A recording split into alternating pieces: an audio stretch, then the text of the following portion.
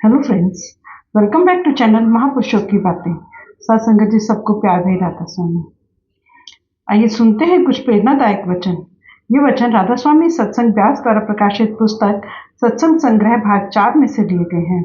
इस पुस्तक के पेज नंबर 45 पर हजूर महाराज चरण सिंह जी फरमाते हैं कि जब तुम शब्द के अंदर मर जाओगे, अपनी हस्ती को ही नेस्तो नबूद कर दोगे, अपने आप को खत्म कर दोगे, वह मालिक की असली भक्ति है। इस तरीके से ही तुम्हारा मन निर्मल होगा। यह भक्ति ही तुम्हें अपने ठिकाने पर पहुंचाएगी। सो जब तक नाम की कमाई करके मन को पवित्र नहीं करते, तब तक न रूह और मन की गांठ खुलती है, न ही हम अपने आप को पहचानने के काबिल बनते हैं और न ही हम वापस जाकर परमात्मा से मिलने के काबिल बनते हैं। जब हम थक कर हार गए, अपनी अक्ल का प्रयोग करके चूर हो गए, तब भी हमारा मन निर्मल ना हुआ, जन्म जन्म का सोया हुआ ना जागा, तो अंत में हम गुरुमुखों की संगति में आ गए। उन्होंने हमें उपाय या साधन बताया कि किस तरह जन्मों जन्मों का सोया हुआ मन जाग सकता है, किस तरह मन को पवित्र किया जा सकता है, किस तरह रूह और मन की गांठ खुल सकती है और किस तरह हम मन को ब्रह्म त्रिकुटी या इसके ठिकाने पहुंचा सकते हैं। आप इस बारे में आगे इशारा करते हैं।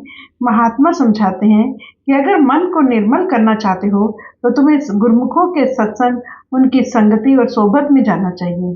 तन मन से उनकी सेवा करनी चाहिए। आपके समझाने का मतलब है कि हमारा मन साथ संगत का बहुत जल्दी असर लेता है। आप देखें, चोरों के पास बैठे चोरी करने की आदत पैदा हो जाती है, शराबियों के पास बैठे शराब पीने की आदत पैदा हो जाती है, जुआरियों के पास बैठे जुआ खेलने की आदत पैदा हो जाती है। इस तरह जब मालिक के भक्तों और प्यारों की संगति और सोबत में आते हैं तो वे मालिक की भक्ति में लगे हुए हैं। उनको देखकर अपने आप हमारे अंदर भी मालिक की भक्ति करने का शौक पैदा हो जाता है। सो वे हमारे मन के अंदर मालिक से मिलने का शौक पैदा करते हैं, मालिक से मिलने का प्यार पैदा करते हैं और मन को काबू करने का तरीका समझाते हैं, साधन समझाते हैं। वे क्या समझाते हैं? वे समझाते हैं मन लज्जत का आशिक है। हम एक चीज से प्यार करते हैं, उससे कोई और साफ सुथरी या अधिक चीज नजर आ जाए, हम उसको छोड़कर दूसरी के पीछे दौड़ना शुरू कर देते हैं। कोई भी दुनिया का मोह, दुनिया का प्यार हमारे मन को हमेशा के लिए कभी भी पकड़ कर नहीं रख सकता। अपनी ही जिंदगी आंखों के आकर रखकर देख लें। बचपन में माता पिता से कितना प्यार था। वे 2 मिनट घर से बाहर जाते थे, हम चिल्लाना शुरू कर देते थे। वही प्यार बहनों भाइयों से हो जाता है, स्कूलों कॉलेजों में जाकर यारों दोस्तों से हो जाता है, शादी होती है, बीबी बाल बच्चों से हो जाता है, बुजुर्ग होते हैं, कौमों मजहबों मुल्कों तक फैल जाता है। एक प्यार है, कितनी शक्लें कितने रूप बदलता है, लेकिन कोई भी प्यार हमारे मन को हमेशा के लिए कभी भी लेकर खड़ा नहीं हो सकता। स्वामी जी महाराज कहते हैं, जब तक हमारे मन को दुनिया के प्यार से ऊंचा और पवित्र प्यार नहीं मिलेगा, यह कभी भी दुनिया का मोह, दुनिया का प्यार छोड़ने के लिए तैयार नहीं होगा। अगर कोई कंगाल कौड़ियां इकट्ठा करता फिरे, आप एक कौड़ी लेने की कोशिश करें तो मरने मारने तक जाएगा। 10 रुपए का नोट उसके हाथ में दे दें, कौड़ियों वाली मुट्ठी अपने आप ही ढीली हो जाएगी। लड़कियां गुड्डे गुड़ियों से तब तक खेलती हैं जब तक उनकी शादी नहीं होती। वह जिस चीज की लज्जत है, किस चीज का प्यार है, जिसको पाकर ही हम मन दुनिया का मोह, दुनिया का प्यार छोड़ते हैं।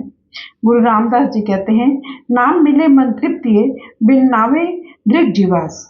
कि जो हमारा मन विषय विकारों में फंस कर हिरन की तरह भटकता और तड़पता फिरता है, जब इसको अंदर अमृत भरा हुआ नाम मिल जाएगा, इसके अंदर तृप्ति आ जाएगी, इसके अंदर संतोष आ जाएगा, शांति आ जाएगी। अगर देह में बैठकर हमने उस अमृत को ही नहीं पिया तो हमारा देह में आना धिक्कार है। हमारा देह में आने का मकसद कभी पूरा नहीं होता। गुरु रामदास जी फरमाते हैं, हर हर नाम अमृत रस मीठा।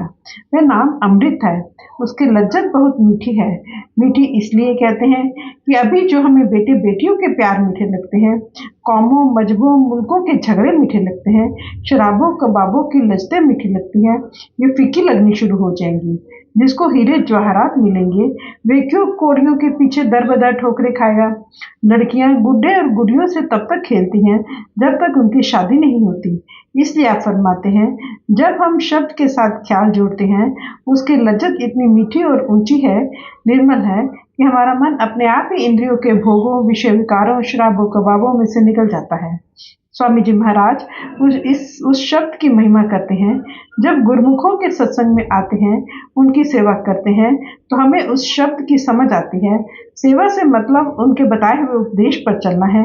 मैंने कई बार अर्ज की है, संतों की सेवा का कभी यह मतलब नहीं लेना कि उनको रुपए पैसे देने हैं, उनके पैरों को दबाना शुरू कर देना है। मालिक के भक्त और प्यारे सेवक की सुई तक नहीं लेते। अगर लेते हैं तो वे भगत और प्यारे नहीं हैं। हर एक महात्मा ने जिंदगी की मिसाल हमारे सामने रखी है। गुरु नानक साहब ने हाथों से खेती की, बाल बच्चों की परवरिश की और साथ संगत की सेवा की। अगर कोई गुरु या पीर होकर शिष्यों और सेवकों से मांगते फिरते हैं, उनके पैरों में कभी माथा नहीं ना टेको। किस तरह के महात्मा की खोज करनी है, जो खुद हलाल की कमाई करते हुए साथ संगत की मुफ्त सेवा करते हैं। कबीर साहब को देखें, आपने सारी उम्र ताना तन कर गुजारा किया। हालांकि शाह बलक बुखारा भी आपके सेवक थे, जो आपको महलों में रख सकते थे। आप हमें क्या कहते हैं? मर जाऊं मांगू नहीं अपने तन की काज, परमारथ के कारणे मोहे न आवे लाज। संत महात्मा साथ संगत की सेवा के लिए बेशक हमारा परोपकार करा दें, लेकिन अपने लिए किसी के आगे हाथ नहीं फैलाते। गुरु रविदास जी के बारे में देख लें। हालांकि मीरा भाई भी आपकी सेविका थी, राजा पीपा भी आपका सेवक था, लेकिन आपने सारी उम्र जूते गांठ कर गुजारा किया। संत नामदेव जी कपड़े छाप छाप कर गुजारा करते रहे। दादू साहब दुनिया का काम करते थे। पलटू साहब ने दुकानदारी की। आप किसी भी महात्मा की जिंदगी की हालत पढ़कर देखें, सब सच्चे महात्मा हक लाल की कमाई करते हुए साथ संगत की मुफ्त सेवा करते हैं। बाबा जी महाराज की जिंदगी देख लें। आपने पलटन में नौकरी की और अपनी पेंशन से गुजारा किया। आपकी पुरानी डायरियां पढ़कर पता चलता है कि साथ संगत के 2-2 पैसे का हिसाब लिखा हुआ है। हजूर महाराज जी की सेवा तो हमारी आंखों के सामने ही है, जिसके प्रताप से आज हम सब फायदा उठा रहे हैं। आप अपने गुजारे के लिए पैसे रखकर बाकी सारी तनख्वाह बाबा जी महाराज को भेज देते थे।